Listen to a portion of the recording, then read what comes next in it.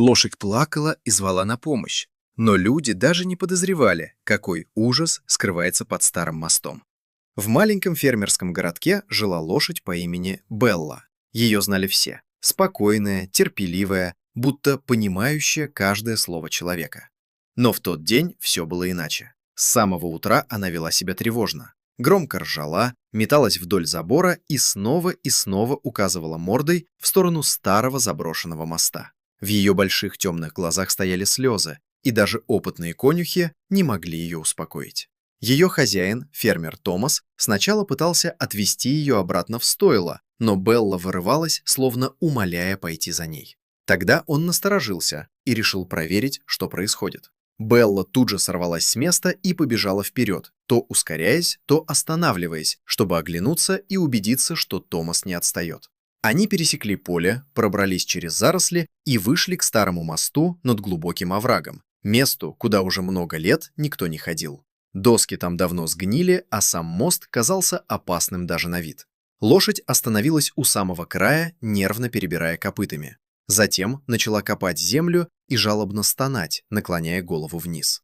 И вдруг Томас услышал слабый, почти неслышный писк. Сердце у него сжалось. Он осторожно подошел ближе и заглянул вниз.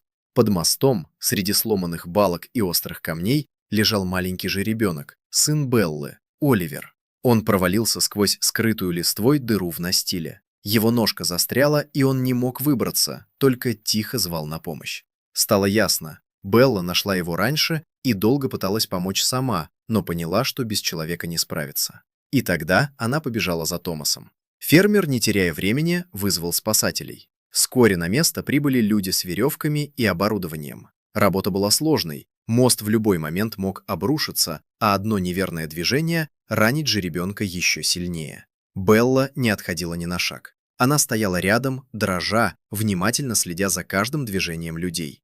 Иногда тихо фыркала, будто подбадривала своего малыша. Прошел час, затем второй. Напряжение росло. Наконец спасатели осторожно закрепили Оливера и начали поднимать его наверх. Когда же ребенок оказался на поверхности, все словно замерло.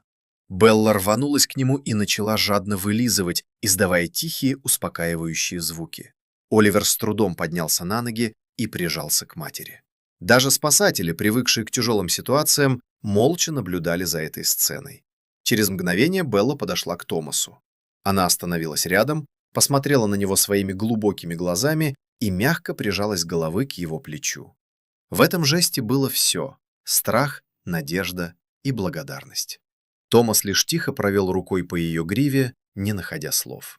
В тот день все, кто был там, поняли простую истину. Животные чувствуют не меньше людей. Их любовь, преданность и материнское сердце такие же сильные, настоящие и искренние.